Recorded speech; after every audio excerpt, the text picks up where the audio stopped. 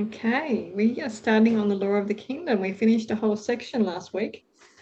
So Gary's not here. Who's going to read first? It's been a minute. Can I jump in? Yes. Awesome, thank you. The law of the kingdom.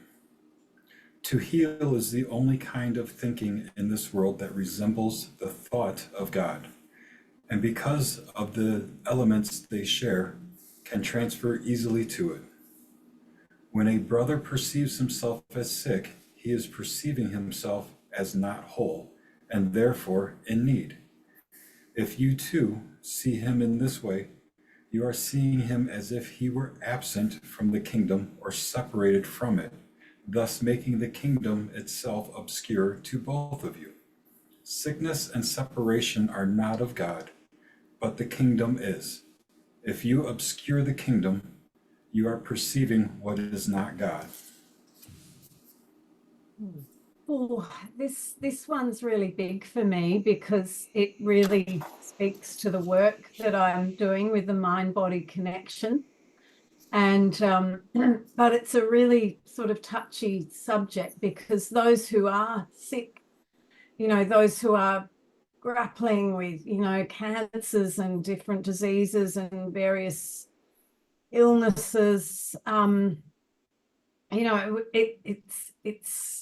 it's a very tough topic to discuss, with people who are in the thick of it.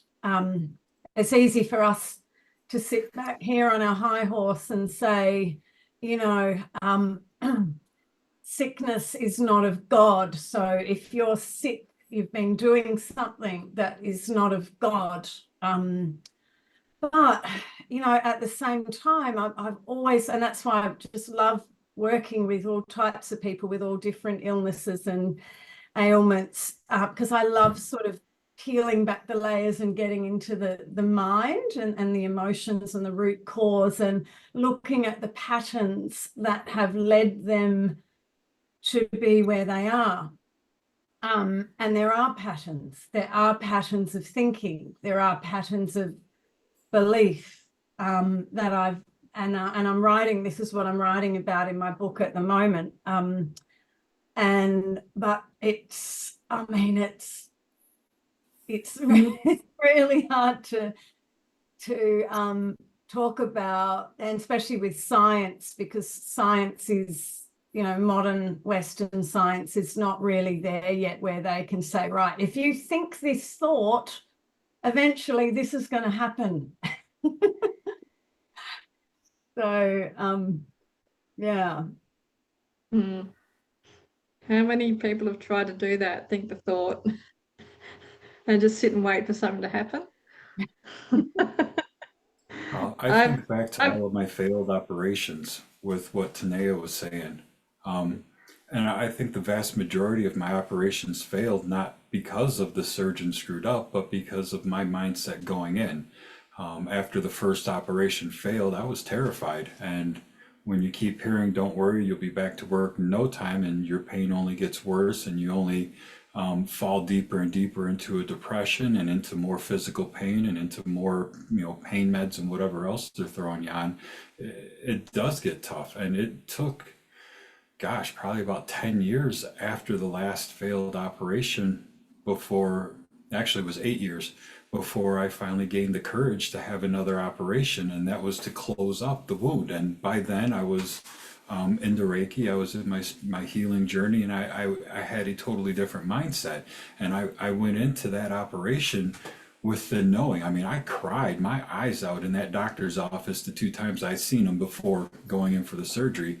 And like the last thing I remember saying to him was like, I'm terrifyingly happy or something like that, because I was terrified because I didn't want to do another operation, but I was so ecstatic and happy because when you have a medical condition where you're literally oozing pus out of your shoulder for 8 years, that's terrible. It's the physical failures of my body. Like I couldn't be in cold temperatures, like 50 degree Anything under 60 degrees, I had to be in long johns and like full winter gear because it was so terrible. But after going through that and having the mindset of this operation's it, this is going to heal me, I'm going to be fixed, I'm going to be better. 3 days after that operation, I was fine. I was healed. That was the first time my shoulder was closed up in years. And then when you figure that into I've talked about this before, but I'm like 32 years into the mental health system. Believing them, I was more broken than anything. Following where I am now and what I've been doing now, having that faith and just knowing that I'm provided for, I will be fine. It took a while to get there, don't get me wrong, but it can be done. And essentially, yeah, I still have a lot of physical issues from the failed operations, but there's people that see me walk past and they say, damn, that guy moves pretty good for walking with a cane, and things of that nature. Like they wouldn't know the amount of physical pain that I was once enduring. And I couldn't tell you if it's there now. I don't know if my brain's adapted to it. I don't know if my faith has shifted it. I couldn't tell you exactly what, but I do know that I am in a much better space now with the faith that I have and the wisdom that I have than I did beforehand. So it's definitely a lot with the mindset of going in and knowing you're fine, as opposed to having that thought of I'm broken. With that thought of I'm broken, I was literally a lump on a couch, doped up on pain pills, doing nothing. I got tired watching the same old TV programs and just doing the same old nothing. Like it was terrible. Like they couldn't drug me up enough to numb my brain enough to not be fazed by that. So yeah, this is a great paragraph. And for you to pick it to read it. I love that, Joe, because in that bit where it says, otherwise you're seeing him as if he was, oh, my internet's unstable, separate, thus the kingdom is obscure to both of you, sickness and separation and not God.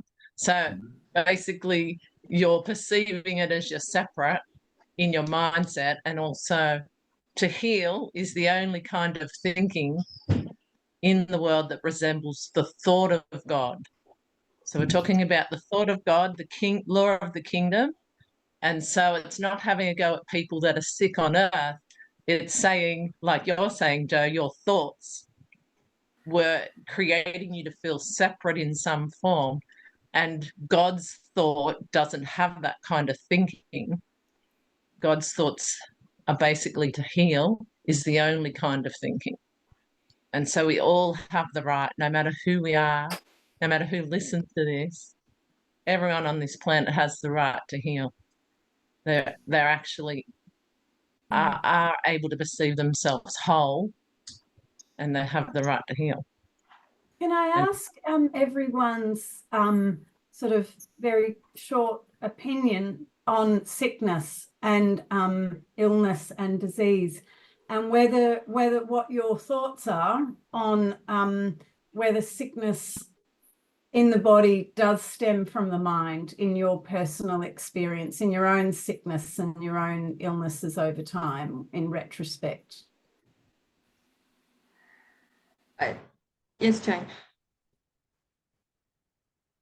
Yeah, I've been a student of the mind-body connection for a long time, and you know, I follow Dr. Joe Dispenza and many other people,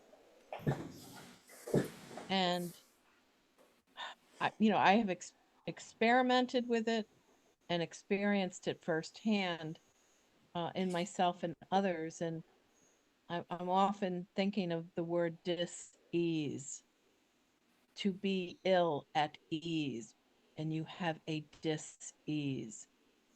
It comes from within. It's the thinking that gets translated onto a cellular level.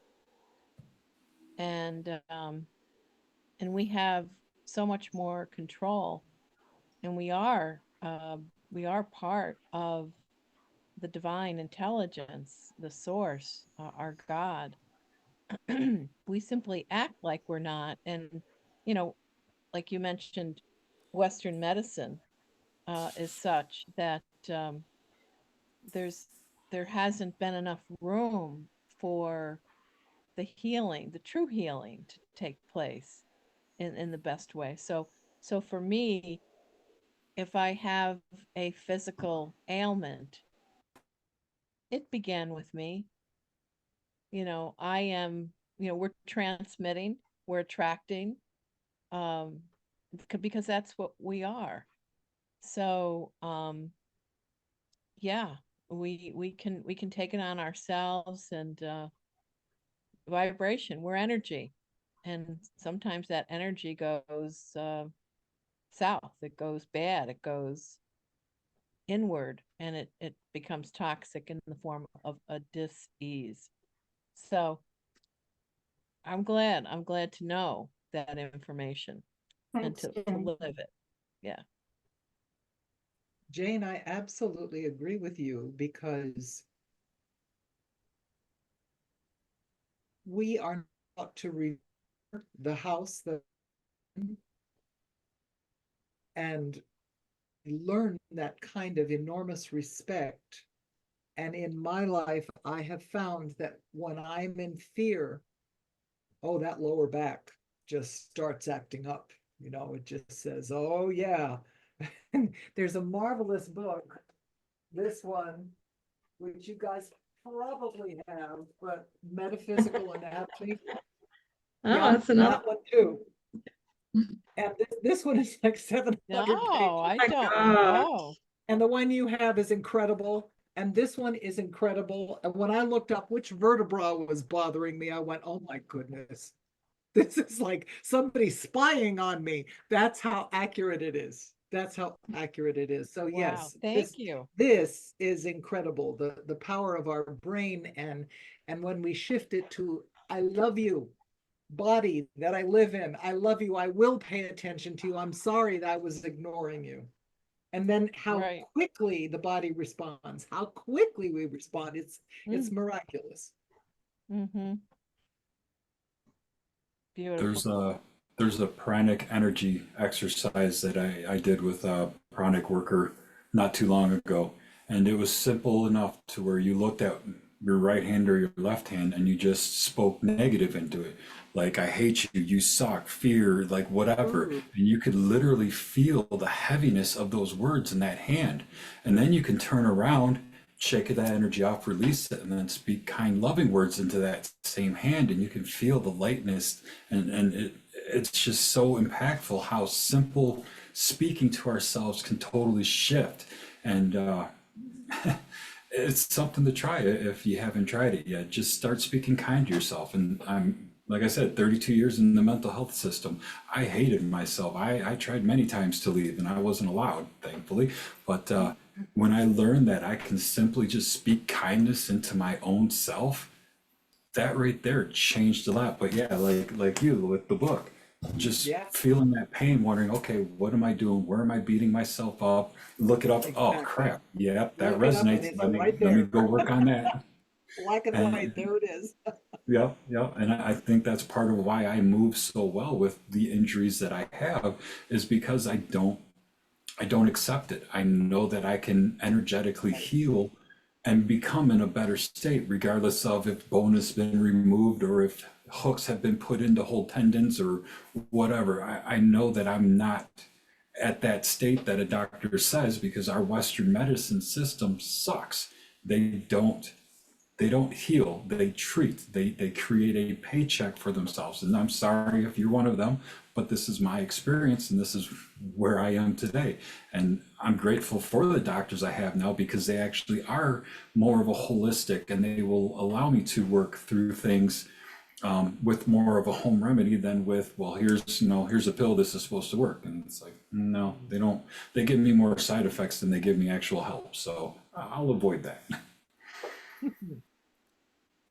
When you listen to the people like John Dispenza and Greg Braden and Bruce Lipton, and you realize that the science was never actually supposed to be separated from the spirituality. They're supposed to work together. And yeah, I think a lot of the drugs just get developed to treat the pain. It's just a band-aid to let everything fester underneath it, and then get another band-aid, and it's just It's scary stuff. But I know when I've been in situations where I'm getting better, but when I'm in situations where I'm in pain and there's something wrong, it's very hard to get in touch with this because you're stuck in that. And I can tell myself now, this is only temporary. Where's the lesson? What's my monkey mind doing? What are some thoughts down here that I haven't really addressed that are just going through my head, and they're like background noise, but you've got to bring them to the surface to say, oh, so I've actually been angry all this time, but haven't felt it because it's just become a part of my personality. And also addressing, your loved ones who are in pain, to see them as whole instead of seeing the disease is quite a challenge as well. I think I've found it anyway. Yeah. And to allow them, this was my big lesson, to allow them to find their own way with it. So if they're going through the medical system and that's what they're choosing, as soon as I let go of that with my mum and let her do her thing, she started asking me to come to her doctor's appointments. And she started looking more at what she was taking. And luckily her doctor was a beautiful man who also wanted to reduce her medications. So she had a lovely life, towards the end. She still had her brain functioning well and she could enjoy life, even though she had severe scoliosis. So she shouldn't have been able to walk in the past probably 20 years of her life, but she refused to give up. So she kept walking. She kept moving around. So, yeah. And I think allowing people to make their own decisions. It's like what I have to do with my accounting clients when they don't want to take my advice, and you've just got to let them go their own way. It's and be there and just love them from a distance. And it's that good old phrase: you can lead a horse to water, but you can't make them drink. I mean, you can teach somebody till you're blue in the face, but it's up to them to utilize the wisdom you shared. Yeah. This has been a very big paragraph for everybody. Shall we move on? Who wants to read the next one?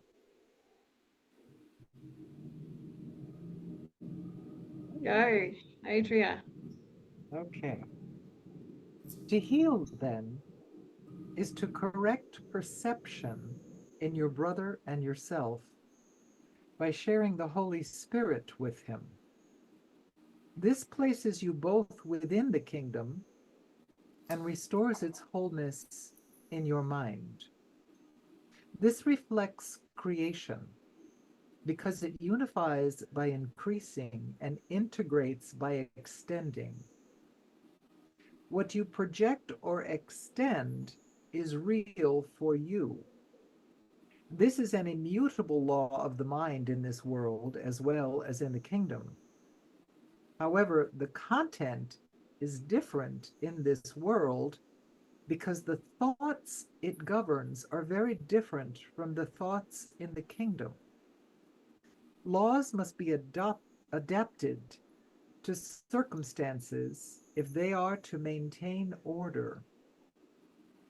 The outstanding characteristic of the laws of mind as they operate in this world is that by obeying them, and I assure you that you must obey them, you can arrive at diametrically opposed results. This is because the laws have been adapted to the circumstances of this world, in which diametrically opposed outcomes seem possible because you can respond to two conflicting voices. Wow. That's a big one. My brain confused. That's huge. I sort of take from that, it goes back to what you were saying, Veronica, about sort of, we're living in this world which is really sort of mostly driven by Western thought in terms of medicine-wise. And to a large degree. And so there's these two sort of conflicting, you know, there's the coming out from the physical, but then moving from the metaphysical, which is more Eastern. And in order to really sort of, where was the sentence? By obeying them of the mind as they operate in this world, is that by obeying them, and I assure you that you must obey them, you can arrive at diametrically opposed results. So, you know, it's sort of almost, I don't know, to me that speaks of, you know, and this is not the right phrase, but keep your friends close, but keep your enemies closer type thing. So, you know, you're living in a world that you know is back to front. You know that the world that we have to adhere to is not really getting to the core of where, you know, disease and illness and pain and suffering stem from. We're all back to front. But we have to exist in this world. So we almost have to befriend the world in order to arrive at the results, like you were saying with your mother. You know, when you started acknowledging her wishes and the path that she wanted to take, she met you halfway, and she was then able to take pieces of your perspective in. And that's kind of how we have to operate in this world. You know, we can't force our views. We can't go out there with this sort of forceful way. We have to just walk placidly, as it says in the Desiderata, you know, walk placidly amid the noise and haste, and walk our truth. And then, I don't know, that's what I'm getting out of that. How about anyone else? That's pretty helpful, actually. That really helps. Because it's a big one. Yeah. It's huge. Mm.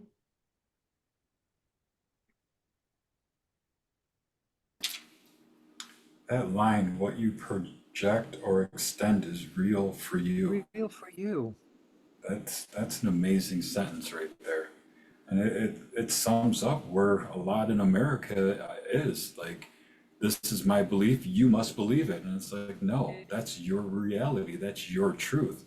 And if we can release the expectations of everybody must be like me, then we will stand in that higher vibration and that divine love and light a lot more easier than if we fight everybody and try and force them to do what we expect of them. And that word expect is a difficult one to get over. Holding expectations, you can't hold them for others, you can only hold them for yourself. Yeah. Yeah, that one line there that says, you know, what you project or extend is real for you. This is an immutable law of the mind in this world as well as in the kingdom. However, the content is different in this world because the thoughts it governs are very different from the thoughts in the kingdom. To me, that kind of is like many paths, one goal. So, you know, there are many truths in this world, and those truths are very real for each individual. But the way those truths play out on the earth may be very different from the way they are playing out in the kingdom, or the way they were ever meant to play out in the kingdom. So, you know, we sort of create our own rules in our mind, and that's true for us. But it may not actually be aligned with the thoughts of the kingdom. I don't know. That's Well, that Because the laws have been adapted to the circumstances of this world, in which diametrically opposed outcomes seem possible, because you can respond to two conflicting voices.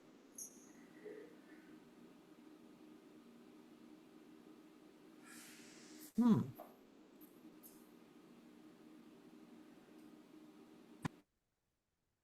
Well,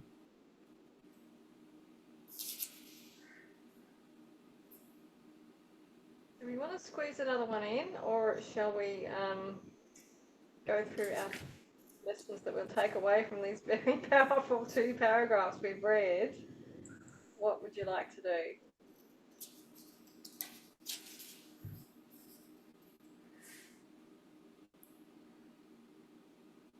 Do we try and squeeze in one more? Yeah, All right. go on. I'll read this one then. Outside the kingdom, the law that prevails inside is adapted to what you project you believe. This is its teaching form, because outside the kingdom, learning is essential. This form implies that you will learn what you are from what you have projected onto others, and therefore believe they are. In the kingdom, there is no teaching or learning, because there is no belief. There is only certainty. God and his sons, in the surety of being, know that what you extend, you are. That form of the law is not adapted at all. Being the law of creation, God himself created the law by creating by it. Created the law by creating by it. And his sons, who create like him, follow it gladly, knowing that the increase of the kingdom depends on it, just as their own creation did. hmm.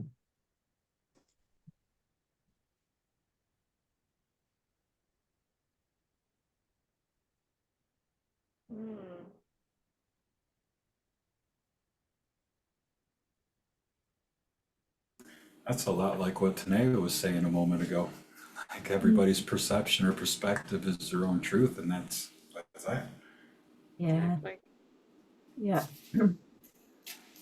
Yeah, I mean, that takes, I'm happy to share I've already got mine for the week, because it actually, it really reminded me of one of the Yoga Sutras, that bit about what you extend, you are, and the sutra that says, the seer abides in its own true nature. Truth or illusion is up to you. So the seer, meaning the witness or the observer or the God mind, God consciousness, the seer abides in its own true nature. Truth or illusion is up to you. What you extend, you are. So that's going to be mine for the week. Hmm. Beautiful.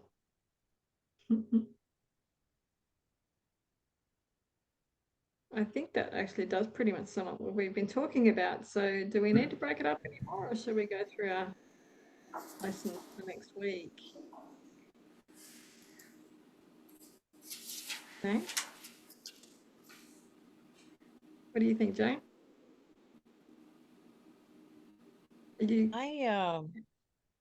I really like that there is certainty, and that there's only certainty.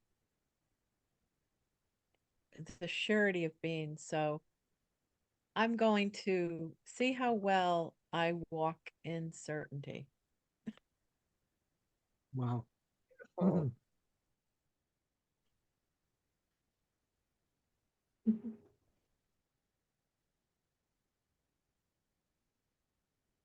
I'm actually going to take, I posted a little meme in one of the lessons that I share on the Facebook page, and it's very profoundly very much what we're talking about. Heal so you can hear what's being said without the filter of your wound. Can you say that again? Yeah.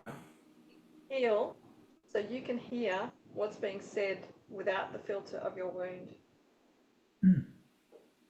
Beautiful. Wow. That filter of the wound is everything, isn't it? Yeah. That's where a lot of my anger came from for many Yeah. years. Oh, you bet. Can I stop sharing so I can see all your faces if we're going to go through our... Yes. Cool. There we go. Otherwise, I only see about 4 or 5 of you. And I keep scrolling down to make sure I'm not missing facial expressions. Oh, you've got something to say.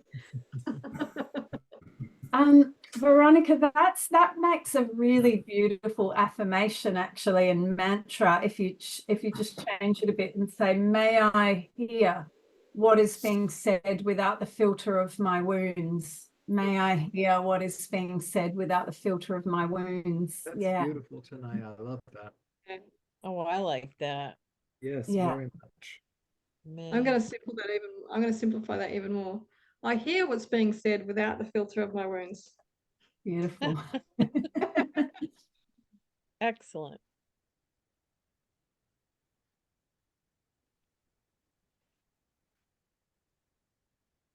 Thank you. Mine is I see all people as whole. Beautiful. Very nice. Yes. And mine is what you project, you believe. Yes. It feels like what I believe I project, but I'm just going to allow it to be its own infinity, whatever shows up first. I'll go for it. Love it. Carly? I got, yeah, what you project or extend is real for you, which is sort of the same thing, isn't it? It's That's straight out of the text, yeah. yeah. But I see they have that in quotes as well, so I wonder if it came from somewhere else. It's a saying. I've heard it quite a lot. That's a good one. Very powerful. Joy? I'm going with that as well. I want to keep building my best life, and to do that, I must project that best life before me. So, what you project or extend is real for you. Have I missed anybody? Carly, have you said yours? Beautiful. Lady at Great. the table to jump in. What's that? Yeah, I'm here. Linda. Hello. Yes. Hello. Yes. So mine is love is abundant.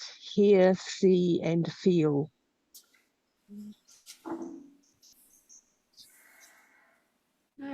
That's an easy kind of meditation mantra, that one.